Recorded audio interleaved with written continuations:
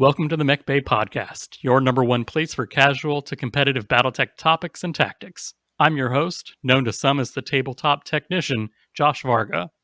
And my co-host, an assassin with the autocannon too, Dustin Fag. What's going on, guys? It's just me. It's just you. We've got a treat for you mech warriors today. We've got our listener mail section, followed by a request on mech paint schemes, our bulk segment where we cover plain Battletech faster, and to wrap things up, Dustin brings us his own 5K Marik lance for us to review. Quick news, we've also ironed out our release schedule, and we are shooting for an episode every 2 weeks, coming out Tuesday mornings. So to start off viewer mail and shoutouts, I'd like to once again thank all the listeners. I'll take complete silence over complaints any day. Connor Fletcher, he started listening to the podcast and he said that he really enjoyed it. And he also asked, I'd like to pick your brains on beating the clans as Innersphere and beating Innersphere as the clans, and to tell us to keep up the good work. Don't worry, we will be having our time skip episode shortly, where we jump into 3050. But if anyone out there needs that information right now, first, I'd have to recommend that you start playing a mission, rather than just 4-on-4 or 4-on-5. Clan and Innersphere are just not meant to be brawly kill games, like you're probably used to. Narratively, clans are going to fight for a purpose. They're going to fight for over a city, a brine cache, or even just honor. So I'm a big fan of attacker-defender games where one side has to move across the board. Combat-wise, for Innersphere, you're going to want stuff like Gauss rifles and cheap armor. They go great against the expensive clan tech and really weigh the scales in your favor. If you're a clanner fighting Innersphere, if you haven't already won yet or made your other person call foul, you always want to remember to be always moving. Don't be content to play turret tech, because you're just going to get shot with that AC2, and it's going to just be unlucky for you. So keep them on their toes, run in, drop off that battle armor, and just blast them to bits. Innersphere and Clan are meant to play, like Josh said, these narrative games. Using Clan Honor and battle value at the same time doesn't really work out. My understanding is that Clan Honor was supposed to be the balancing system before battle value came out.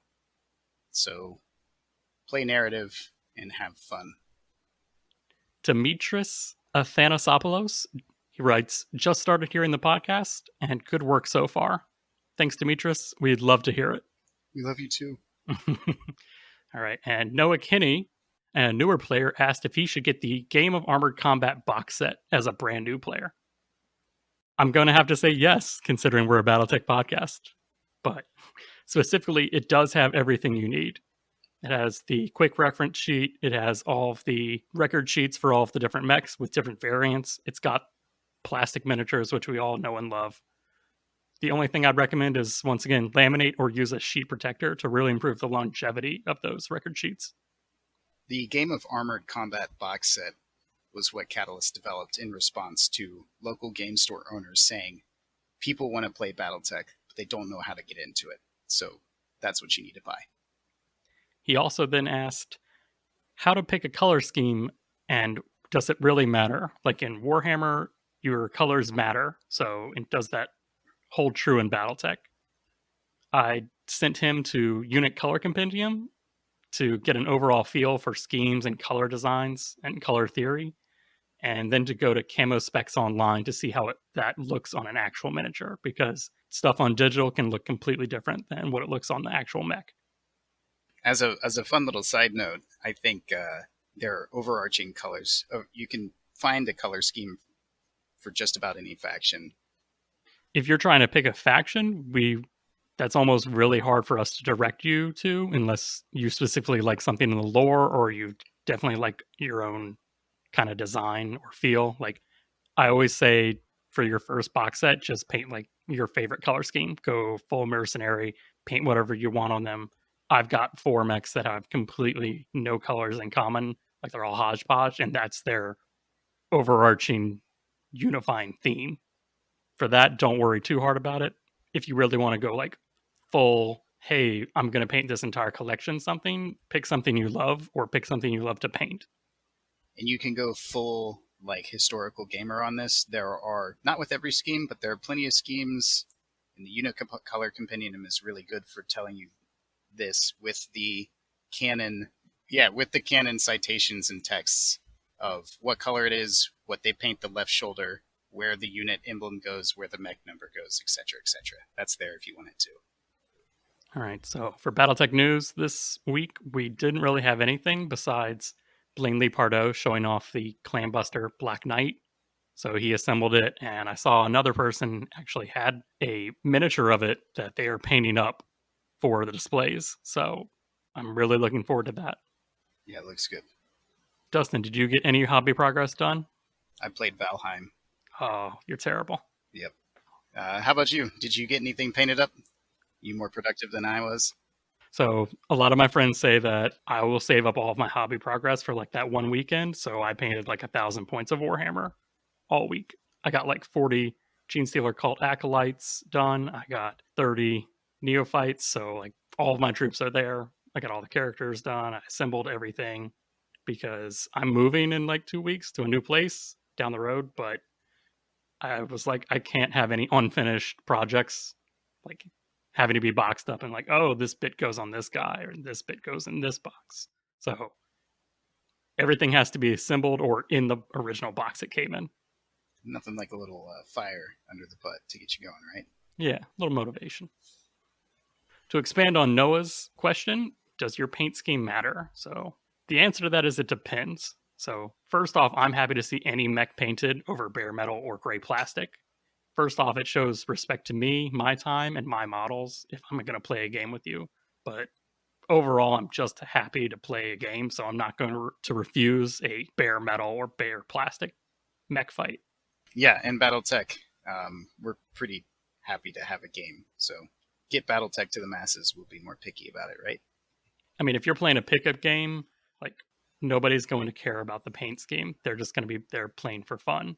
And if you're a person who gives a person crap that their mechs aren't painted, like, and they're a newer person, boo on you, like, shame on you, because a lot of people need to see, like, and start having fun with their mechs or, like, kind of tell that narrative story in their brain before they can start putting paint to it.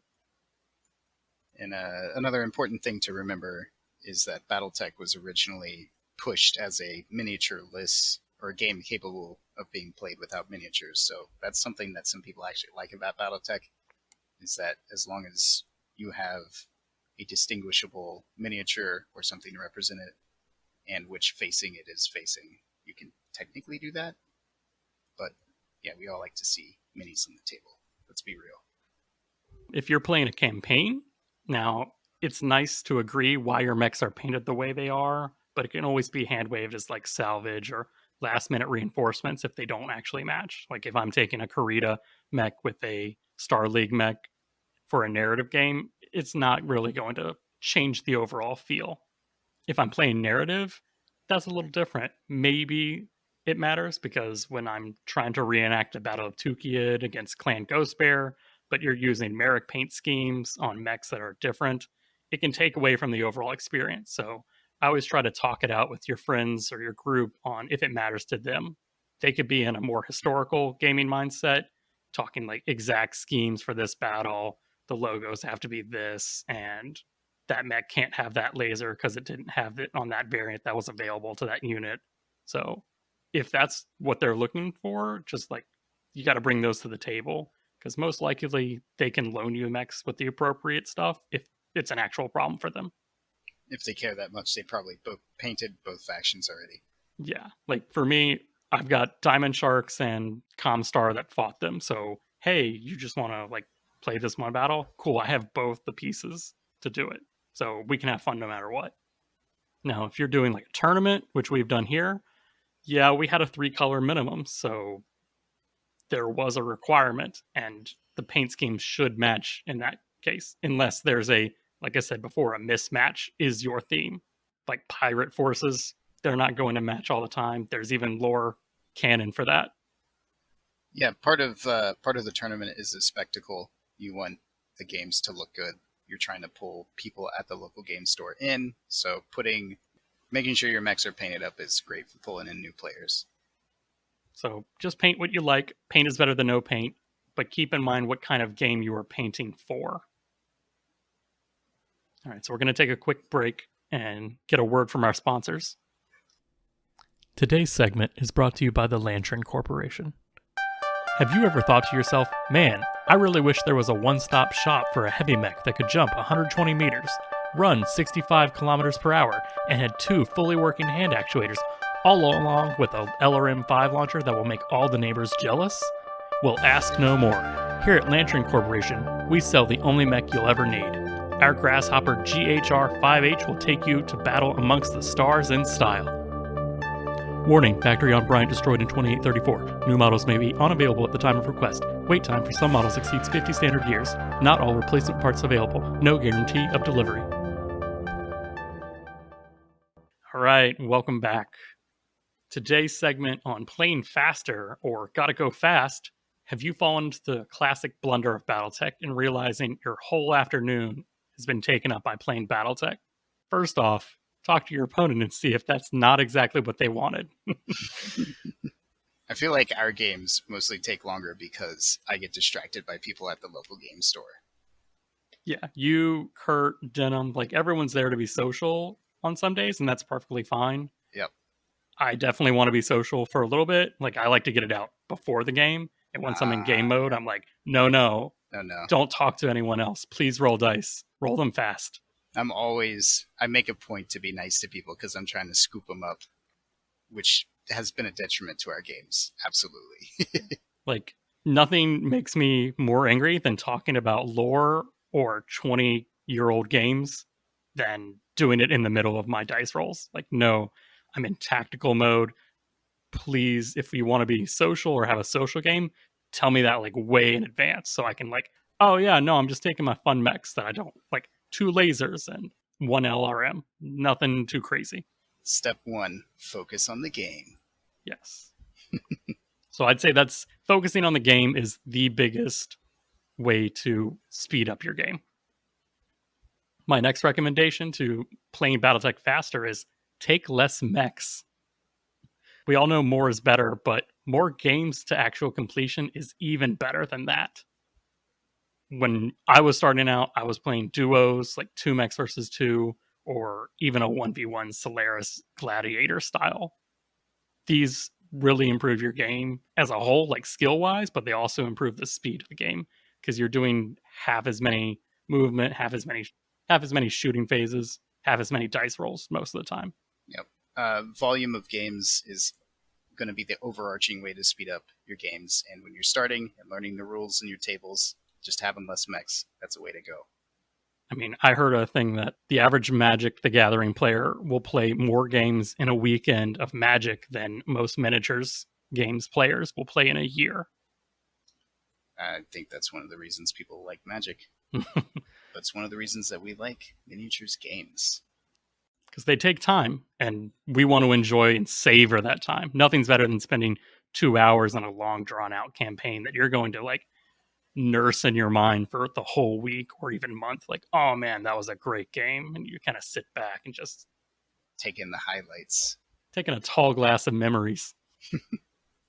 Take less mechs. I know it's weird to say, but if you need to play fast, you'll enjoy it. Yep. But when you do take mechs, here's the third one. Master them. Know your mechs. And if you're trying to go with new stuff, don't go into the deep end with all new mechs. And just like, if you need to do that, give like, oh, here's a new like AC-20 or LBX-20 mech. So I don't have to learn like, how do I roll this? What's the range brackets? Like, take mechs that you know. Like, I know Black Knight's range brackets. I know its heat profiles. I know all that. So if I'm trying to play fast, I'm going with Black Knight, a Mongoose, which is just 3 medium lasers and like a small laser. Things that I can do easy mental math that I don't have to like write out and worry about. Yeah, that's going to speed up your game. Another thing when you're learning Battletech, you know, everybody starts with intro tech. That's the way, or that's the reason it's called intro tech. Discussing with your opponent what kind of technologies or what tech level you're going to play the game in sets the pacing of that game. There are times when, you know, oh, what's Tuesday's game going to be like this week? Like, oh, do you want to play Dark Age? Like, we all know that that's going to be a game where we're stopping, we're looking up rules for new things that we've never played with. So, you know, you're setting yourself up for that the expectation of a game that is very likely not going to come to a conclusion. So yeah, start off small, start intro tech, and learn the mechs and build up from there. Add on that, prearranged games, like if you're picking out a mission, picking out mechs and all that, like the day before, like if you can text that person, hey, what are we doing? Here's the mechs I'm taking. Here's the mission. Here's the map sheet. And setting a time and a place, like, my God, that's 35 minutes of your game time that's just been done over text message. Yeah, absolutely. If you've already established the battle value for the game and the scenario you're playing, you can come with all your sheets. You can come with your rule book pulled out to that scenario if you're using a scenario out of a rule book. So that's going to save time. And this is a personal point on Kurt. You don't need to take all 3 cases of 300 mechs and tanks and infantry and clan to an inner sphere only 30-25 game, because that's just unnecessary. You're going to spend more time unpacking and packing than you are playing. And I've seen it. I've literally timed you, Kurt. It's a lot of metal. It's a lot of metal. Be Metal. kind to your back and legs. Master your mechs and bring the ones that you know. Another quick way to speed up your game is to improve your gunnery and piloting skill. Like, we all love 4-5 for Inner Sphere and 3-4 for Clan. Like, it's nice. It's fluffy. Everyone enjoys it. You know what you're getting into. But problem is with a 4-5, it's standard, but it also means you're going to be rolling more misses than hits most of the time. So I'd say your first 3 turns are kind of not going to matter. So if you just agree, like, hey, we're all going to take 3-4 pilots on Inner Sphere mechs, that speeds it up, because then you can start running and shooting rather than like walking up, moving, trying to get a shot on an 8. You'll be hitting normally on like 7 or a 6 if you're doing it properly. Yeah, taking 3-4 mechs, especially if you're kind of prearranged that game and you're forcing everybody to take 3-4 profiles, it's going to lighten up your mechs because that's calculated into your BV for the game. And not only are your mechs lighter with more armor, they're also going to be hitting more frequently. So that's a great way to speed up your game. I would personally advise against going lower than 3-4 for everybody. If you have that star pilot, if you're bringing Natasha Kerensky, great. But bringing the gunnery below 3 really swings the game in the favor of the heavier mechs and makes the light mechs almost useless. Unless you just want to do a light mech 3-4 game. I mean, I've seen a person play with only 4 light mechs, and at that point I'm like, hey, you're probably never going to hit the other person. Are you actually playing at 4-5, or even worse, a 5-5? He's like, yeah, I love 4-5. I'm like, you're going to be here all day. And I mean, that's fine if that's what you want to do, but just be realistic. Like, yeah. I always hand wave it away as heat of the moment, end of the battle, critical scenario. So those 4 or 5 pilots, they have their moment in the sun where they go 3-4 on the battlefield. One of the biggest things that I do to help speed my games up is the visual movement dice. So a white dice for walking, a black dice for running, and a red dice for jumping, and just making sure these are clear and seen at all times and having them ready. Like, hey, I have 4 mechs. I'm going to have 4 white dice, 4 black dice, 4 red dice ready to go. I see some aftermarket dice. I think they typically stick to the color scheme that is, used in the Battle Mech manual and in tactical operations. Total Warfare. And they have all the numbers for the attackers, modifiers, the target modifiers, and those are great. If those help you out, use them. But you can use regular D6 if you know your tables. I even put some of those aftermarket mod dice on my Christmas wish list, just because at the time I was still learning the 0-2, 3-4, that movement modifier range. And honestly, I still don't have it down perfectly. I just always have the reference sheet in front of me. But those dice, when you can just look across the table, see, oh, he's +3, he's +4, like written out on that. Like, it's actually a little nice. Do you still like your base number dice? I see you use occasionally when you're lining up a shot. Oh, yeah. Wow, I completely forgotten about that. So what I'll do in the start of the shooting phase is after I've declared, or even sometimes before, I'll just pre-measure out. I've got either a D12 or 2D6, and I'll put the actual range in dice number. So I'm like, how far away is that mech? Oh, he's 12. So I'll put 2 6s next to it. And I'm like, cool. I know exactly the range from target to the shooting mech is. That's like 3 minutes of mental math gone. Like I know you would never seen it until I did it. Like it was like my first or second game. It was just like, hey, this can save me time of how far away is that mech? Like I'm not having to ask that question. I'm just almost writing it on the table.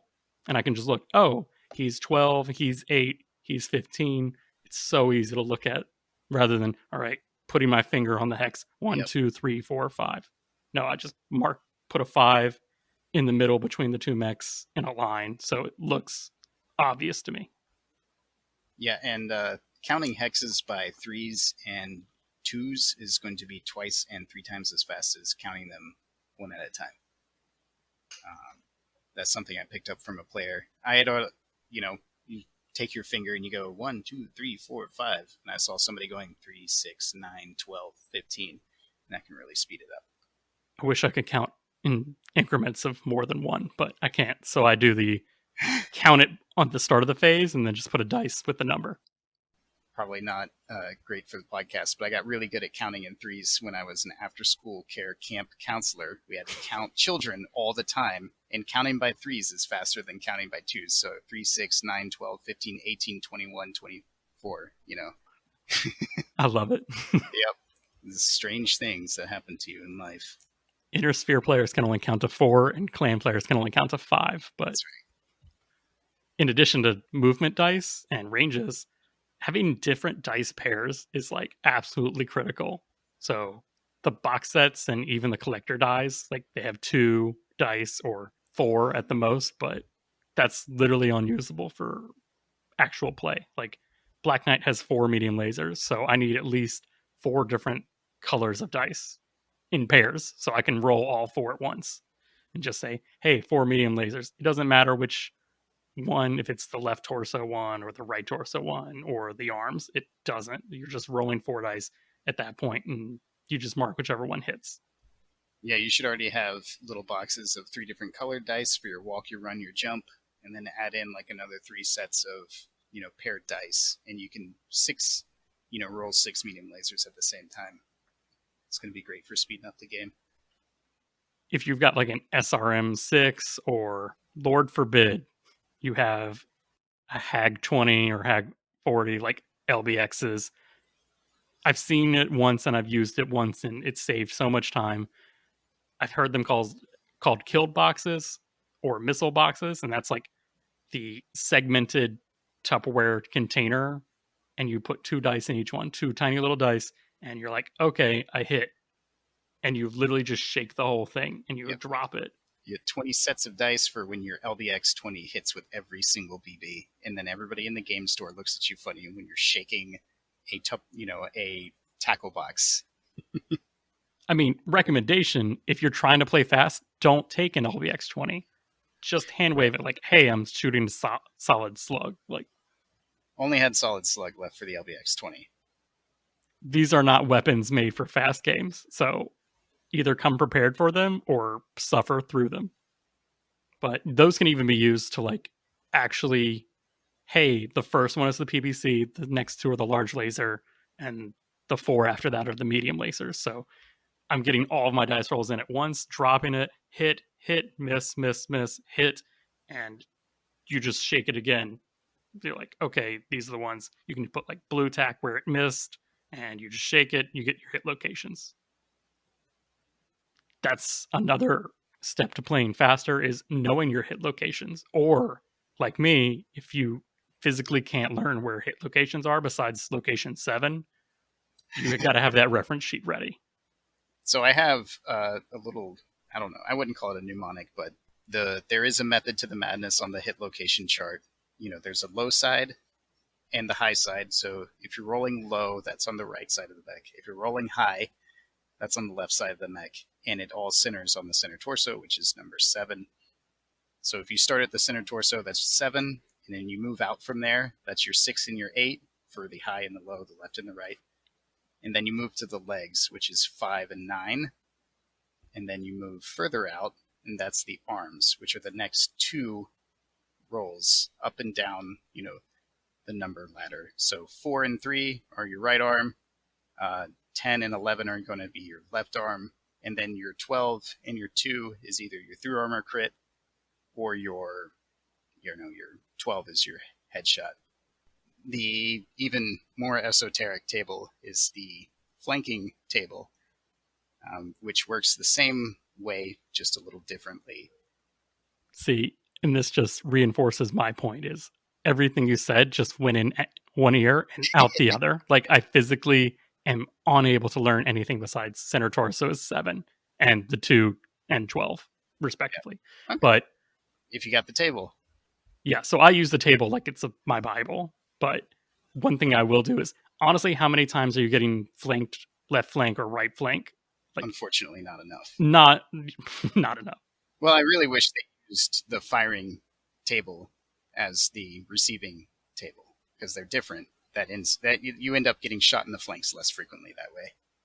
I just will use the table for when it's shifted, but one tip for new players is just literally take your Sharpie or something and write on the sheet, okay, this is location 5, and just on location 5, write a 5. So you can just look instead of having to look at the... Yeah, I think, don't they, those half sheet cards that come in Game of Armor Combats? Like, I think the Game of Armor Combat ones do. I think if you're like printing out an old one or something like that, they don't, because they know you might get flanked and use that table. But like I said, 95% of shots are from the front or rear. Just right above, like, hey, right torso, write the number for right torso there. So you can take a quick visual check and like, cool, you rolled a 5, go to location 5, bubble in the bubbles. Easy, quick, and honestly, it saves a lot of time. Something you can do pre-game, like in that planning stage, is just set a turn limit and pick missions. So most times the battle is decided after a few plays. Like, me and Dustin and a lot of other people have found that 15 to 20 turns is a nice resolution point. Like, by that time, most of the damage has been done. You've got a mech that's like either legged or everyone's sandblasted with like damaged weapons, knocked out pilot. That's when you're kind of like, hey, I have the initiative and I'm taking it, and pilots are dying now. But you don't always need to go beyond that. Definitely not. Picking a mission is great for a pre-ranged game, or even a pickup game. If you show up at the local game store and you're like, hey, I've got this website that's got predetermined missions, and we can roll a d6 and then roll it again, and pick off of a chart or something. Or you can, in the back of I think the Battle Mech Manual, definitely in Total War, there are charts, missions for you to roll off on. And playing that, it's going to speed up your game. It's going to encourage flexible list building, and it's going to feel more cinematic in narrative. Yeah, one thing we do is, it's on the Battletech forums, but we'll also link it here from Warseer probably, is it's 12 missions that you can randomly roll on. It's got a high, it's got a low, and then you roll another d6 and pick the actual mission. And these are specifically to get away from just, hey, here's my 4mechs, here's your 4mechs, and we're going to push them into each other until they're dead, and then we're going to leave the table. Yeah, which is super exciting when you're starting out, but eventually gets a little dull. Yeah. And the games can take a long time. Yeah, so I roll up like, hey, we're going to play Depot Raid, and hey, map sheets, you can either use 1 or 2. It's got rules, it's got a BV limit. Like, these are great to roll up if you can pre-arrange. And they're also great if you're just like, hey, let's roll up a mission when we get there. We'll bring our take-all-comers lances. One of the biggest things to speed up a game, which... The hugest. Yeah, no, it's... Giganticest. We have arguments about how this works and if we should play with it, but it always ends up being there because we only have like 3 hours to play, is the concept of forced withdrawal. Forced withdrawal makes sense narratively because especially in 3025, mech warriors don't want to become dispossessed. You're not going to push your mech into oblivion unless, you have a reason to. So Yeah, mechs are there to like take the ground and then let the infantry and tanks and the cheap units, actually fight over it. yeah, they keep it. You're the spearhead. Force withdrawal will get a little numbery, so it's crippling damage. So that means either a side torso, 2 engine crits, a gyro in an engine, or your sensors are destroyed. Yeah, if your mech is in one of those states, it's in force withdrawal. So you can't move it forward anymore. You have to move it back. One big thing about force withdrawal, like a criticism I have, is no, like I'm not going to just move my mech back. I'm just going to take it off. If it's in force withdrawal, yeah, it might die, or yeah, it might get like 1 or 2 more shots. But honestly, it's out of the fight. Like just tell your opponent, like, hey, do you want to do like moving force withdrawal mechs? No, just agree to just pick them up and say, cool, mission kill, quote unquote. We call it like forced punch out, and pilot hits the eject button. I mean, I don't even think of it like that. I just think like, hey, he's popping like white smoke, like from his flare launcher or something. Like mech is retreating the battle, no longer wishes to engage, and I'm gonna honor that because I don't want him to shoot my guys that are doing the same thing. Yep. So he's moving off. He's not firing weapons, and for purposes of initiative, movement, shooting, and damage, he's doesn't exist anymore. Like, yep. And that's a bit of a house rule for us. The rest of the force withdrawal rules, they're in the Battle Mech Manual. They're in Total Warfare. Yeah, so if you can't Google that, it's like internal damage in 3 limbs or 2 and a torso without armor, pilot damage of 4 or more. And honestly, if you're getting 4 or more pilot damage, he's already unconscious, or he's God himself. Yep. He's Rambo, he's Schwarzenegger, like he's literally kicking butt, and he's at 4 damage. At that point, I say just let him keep fighting because he's going to die. Yep. Losing a side torso is also will put a mech in force withdrawal, even if you don't have internal structure damage to 2 torso locations. If you lose the left half, that pilot's bugging out. I know one big thing that we've talked about is, does a legged mech meet the criteria for force withdrawal? And by the rules, it technically doesn't, but it always feels weird to have an effectively immobile mech just like rolling around on the ground shooting at people. Yeah, so like, what does it take to get up? Oh, it's +3, and it's +5. Oh, it's plus. That's right. I'm thinking gyro. So it's +5 to get up if you've got a leg destroyed. So if you're a 4-5, that's a 10 up. Yeah. That's not likely. Just tell them or tell your opponent, hey, rather than flopping on the ground like a fish, I'm gonna just consider this guy mission killed. He powers down. He pops his like white flares. Yep. Everyone knows he's out. You either got the lucky autocannon shot on his leg, or he just had a bad, actuator that match. It's okay. We move on from it. Yep, and that'll speed everything up. So you touched on this before, but when you're discussing rules or you're playing something higher tech level that you don't know, and you'd have to go to the Total Warfare book or just the simple rule book, just 4 up it. Like, just roll a dice and say, on a 4 up, it's yes, and a 3 down, it's no. I have not had a single game go down to a single dice roll or a rule yet. So when you're having that big rule discussion, you can't logic it out. Like, does he have line of sight? I don't know. What do you think? I don't know. And you call your friend over who's playing next to you. I don't know. At that point, just 4 up it. Write it down on the data sheet, what the question was for the rule book, and then do that on your own time. Do your studying at home. Nothing makes me happier than to know the next day what the rules actually say. Because whoever's right gets to like lord that over the rest of the group until the next time, and then it becomes a grudge match. Never thought of it that way. Oh, you have not played enough with me then. But then again, you also know more of the weird rules better than I do. If you are really trying to speed up, like, hey, I've got 2 hours to play this 5K BV game. How do I make it fast? And you're like, no, I'm playing with these mechs. No, I'm doing all this. Honestly, just get rid of structure and heat. There's a reason why the beginner box did it. And if you want to do this, you can take your, Solaris Skunk Work or Megamech, sheet and just fold it in half. Get rid of all the bottom half of it, and you're just playing with your weapons and your armor. Yeah. Like, there are a few mechs where not playing with heat kind of makes it OP, like a Black Knight. Yeah. Like, that just, it's balanced by the heat. Yes. Yeah, battle value definitely takes into account, AC 20 rounds have a battle value. So if your mech has 5 AC 20 rounds, it has less battle value than a mech with 10 AC 20 rounds. Yeah, so, like, don't bother counting that 50 round machine gun ammo. Like, it's enough to kill you most 99 times out of 100. If you're playing fast, just either dump it at the start of the game if you're not going to use it and you never have to worry about it, or just agree that, hey, I'm never going to shoot 50 times in this 20 turn game. So at most, I will have 30 rounds left.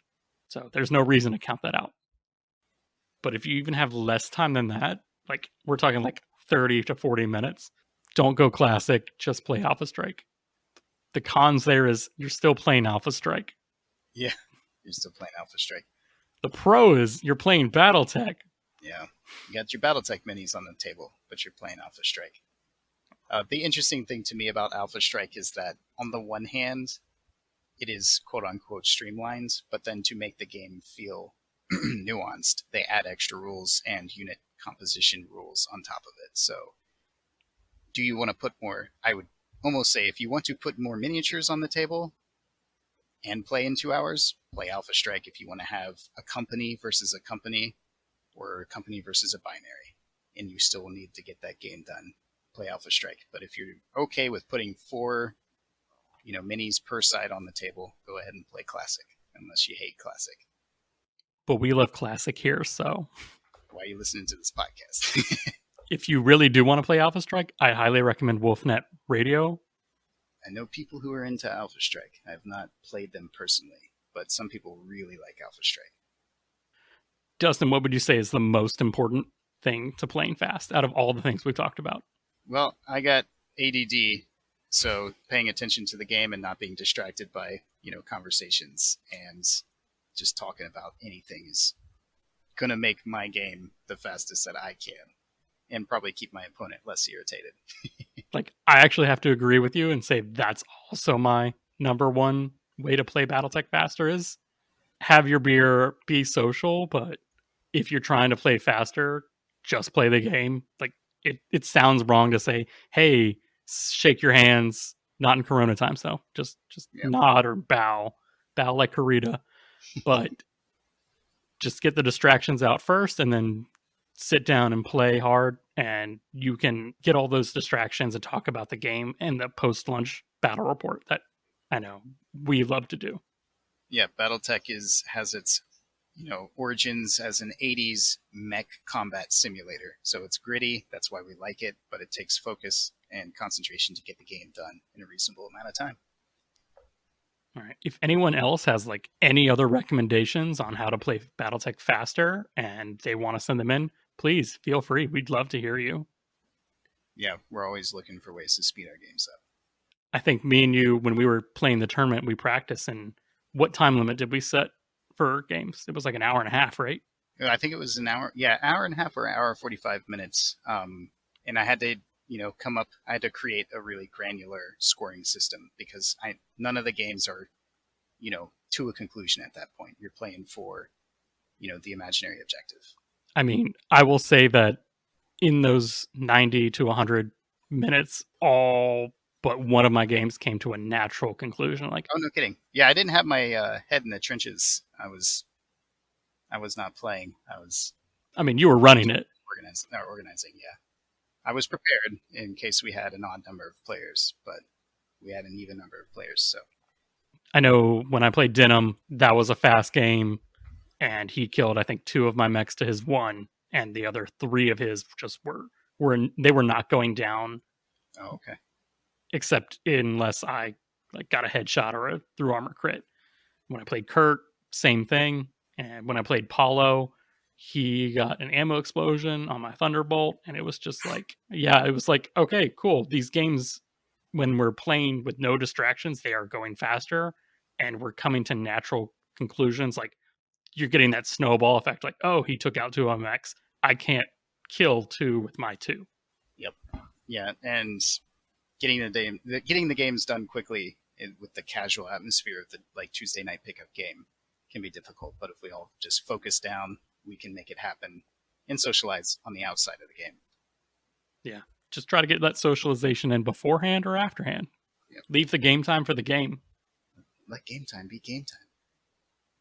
We'll wrap up today's episode with Dustin himself actually bringing a list for us to review. And by us, I mean myself.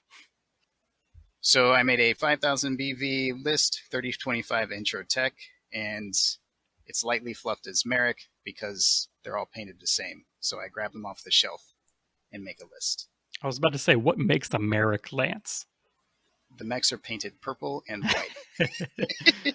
In 3025, there are some mechs like if I put a dragon in the Marik list, it would be a little weird. You can always hand wave it as salvage, especially on border nations that are warring with each other.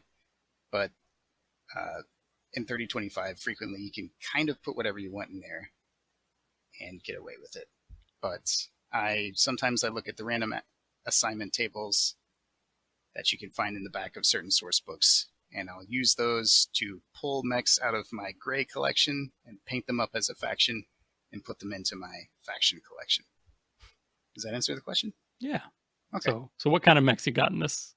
I got a Centurion 9AL, a Grasshopper 5H, Victor 9B, and a BJ1, the Blackjack. This list, if I remember off the top of my head, comes up to like 4,811 points. So it's, it's not quite there. But it's got the broom that if you wanted to upgrade a piloting skill or maybe even a gunnery and piloting skill, you could. Yes.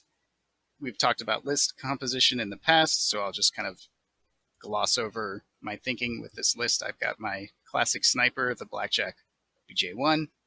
I've got the Victor and the Grasshopper. Those are brawlers and they're jumpers, and they're there to react to the field. And the Centurion, it's a 4-6 mech without jump jets, but I went with the 9AL because it's got the extra armor, and I would kind of consider that the anchor of the field. The Centurion would be pushing the center, the Grasshopper and the Victor would be reacting on the edges until, the 30-25 brawl breaks out, and then the Victor is able to get that AC-20 if it's still got its AC-20. It's light armor for an 80-ton mech. Get that AC-20 into position and fire away. Ideally, the Blackjack's in the back plinking until he's needed, and then he brings his armor and his 4 medium lasers to bear. I was like, don't forget those medium lasers. Please don't. Never forget the medium lasers. I really like that 3 out of 4 of the mechs are jumpers, and everybody's a 4-6. Makes the game easy to play and fast to play when all your mechs, almost all of them, have the same movement profile. I mean, that's one way to speed it up, definitely. Yep. I have a couple quick questions. So that Grasshopper, are you the person who dumps out that bin of LRM ammo like turn 1? No. Or do you keep it? I keep it for narrative reasons. Yes, if I was, playing a more competitive list, I would switch the Grasshopper out for a Guillotine. Probably even have room in the list with the 189 odd points left over that I could probably maybe squeak a Guillotine in. But yeah. And that's pretty rare for a 30-25 list. Yeah, the Guillotine is like an old Comstar mech, isn't it? Yeah. Yeah, so it doesn't make sense in there. That's why I didn't put it in there. I like to write my list fluffy, but yeah, if I was going more competitive, I might switch it out. But yeah, now I keep the LRM-5 ammo. Okay. So that Victor, I know we've touched on this a lot, but when are you going to jump it in, or when are you going to walk it in for that AC-20 kill shot? I don't know if I play it the right way, but my Victor's always jumping. I'm trying to think with the 9B, I think you can jump 4, you can fire the AC-20 and the SRM-4 and one of the medium lasers. And you might have to drop a medium laser or pick up an extra one every other turn or so, depending on what your heat's looking like. I'm jumping the mech constantly. I'm trying to make sure that it has, if I jump the Victor every turn, my opponent is going to play reflexively to that. They're not going to want to position their mechs to where they can have an AC-20 in their back, or at least that's my game theory. So it allows the victor to kind of control a part of the field. No, I mean, it's definitely a walking area denial, or in this case, a jumping area denial mech. Yeah. If you go into that AC 20 range, like, you definitely don't want to be in short. Even if you're in medium, it's like, screw around and find out. Like, Yep. Yeah, mess around and find out if you get 20 points to one location.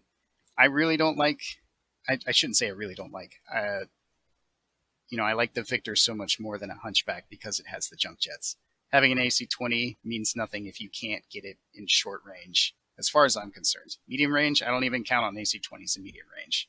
It needs to be within 3 hexes, and jump jets can make that happen. no, I mean, this is literally lore proven that when they interview pilots of like the AC 20 King Crab, they're like, we can't get in range fast enough, so they're useless. So they put Gauss rifles in. Like, they literally went the opposite direction of too short range, can't shoot it. Super long range it is. Super long range. Yeah. That's probably my biggest concern with this list. Like, for someone who talks about long range so much, like, I don't actually see a dedicated, like, you're calling the Blackjack the dedicated long range, but like we've discussed, it's medium with a little bit of plink. Yeah, I like I said, I like to put 0.5 maximum 1 fire support mechs in my list. I would call the Blackjack my 0.5. As the opponent, you're going to look at a pair of AC2s, and correctly, you're going to say, I'm not really going to worry about that. I'm just gambling on reliable shots.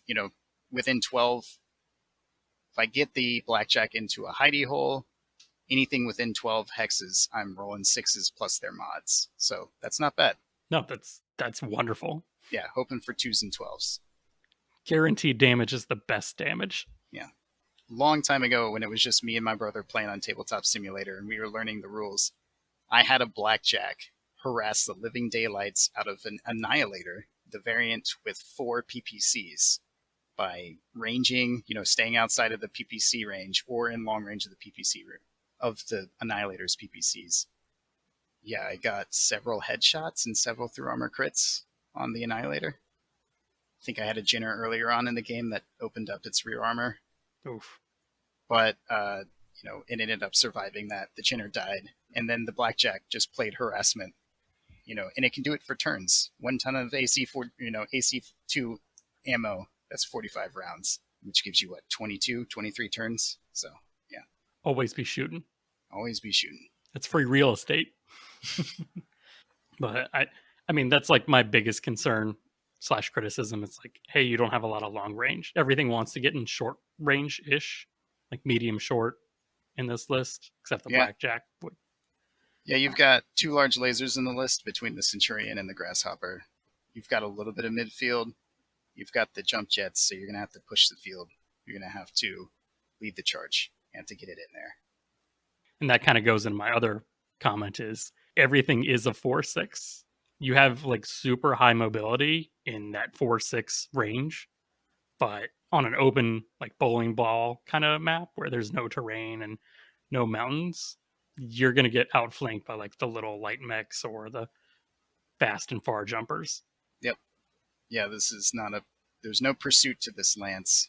That's definitely a place it would struggle. Yeah, you're definitely going to have to hold those corners and definitely hold that midfield. Because if the opponent / enemy sees an opening, like, they're going to make it and they're going to take it. Anything else you want to add on? That's the list. I got 4 miniatures sitting on my desk right now. My Centurion, Grasshopper, Victor, and Blackjack. They're all painted up in little purple and white Free Worlds guards. Like we all say, a painted mech is the best mech. Yeah, the that particular miniature, that particular Victor, if Kurt ever sees that miniature on the table, he goes for it, because I had a game and we were playing in like a desert canyon, and the Victor was just an absolute menace. And it got roughed up, as Victors tend to. They have really light armor. We're talking like heavy light mech, lighter medium mech armor. I think there's like 15 points on the arms. So it pays for that mobility and damage. And in BV, it's not a terribly expensive mech for being 80 tons. I think it's like 12 or 1300, which is not bad. that possible ammo explosion discount. Yep. With the SRM6 as well. Yeah. Or 4. I think the 9B runs a 4. Yeah, I mean, I could be wrong. opening up the armor with the AC-20 and then trying to find that crit with the SRM, like classic strategy. It's classic. Yep. It's tried and true. And that's why you don't dump your Grasshopper's LRM5 ammo, because it's technically a cluster weapon, although the 5 never gets more than one cluster, so meh. It's a single cluster of missile. Yeah, single cluster. And let's get real, that's the only difference between that guillotine is, do you want an SRM6 or do you want an LRM5? Yeah, they're virtually the same mech. Just, switch out the LRM for the SRM. Same number of medium lasers and a large laser with a 464 profile. Yeah. Now, I will say this, like, this is my one random tidbit. I might be wrong, but I'm pretty sure the guillotine does not have arms. Or, I mean, it does not have hands. And the Grasshopper no hand does. Actuator on the large laser side, at least. There is? No, there's not. Okay, yeah. So the Grasshopper has both hands free, which makes it like the perfect rating mech. Yeah. So that's just like, I know these are like those things that like 99 out of 100 times never are going to come up, but in that one game it was like, hey, there's an improvised weapon or tree or a leg. Like, hey, that Grasshopper can grab it. Yep. Or it could grab the ammo box and run. Or it can, I think it has the large laser is in the center torso, isn't it? Yep. And it's got a medium in each side torso, if I remember correctly. One in each arm and one in each side torso. So, it can do the kind of like, the punch bot. It can fire off the large and the 2 mediums and then take 2 swings during the combat. The physical phase. So that's kind of fun too. If you're not trying to kick. Which you should always be kicking. There's a lot of always be doing something. Always be, yeah. That's really key. And this is a lance that always is doing something. It's always shooting, it's always jumping, or it's always just generally pushing you. Yep. So, no, this is a good one. I like this one. I fought most of this one. Yeah, this is, you've played me. This is, I'm sure I've brought some variant of this list in the past. But like you said, it's tried and true. That's my 3025 5,000 battle value lance from the Free Worlds League to you. Love it, and thanks for bringing it today. Our resources that we used today were the camo specs, the unit color compendium, and the D12 mission. So I will link that in the show notes for everyone if they don't already have it. Shout out to Sarna for being the bedrock of Battletech. Honestly, like, would it exist without Sarna? I don't know. No, and I actually linked, I was like, to Noah Kinney, if you see a color scheme that you like, just take that name of that, put it in Google and put the word Sarna with it, and it'll take you to that faction's whole lore. It'll give you pilots, it'll give you mech compositions. It's honestly going to point you in whatever direction you want to go. So we'll link that. So once again, thanks everyone for listening to our episode today of Gotta Go Fast and playing Battletech faster. Does paint schemes actually matter? And another list review by Dustin. Dustin, I'd like to thank you for having on today. Pleasure as usual.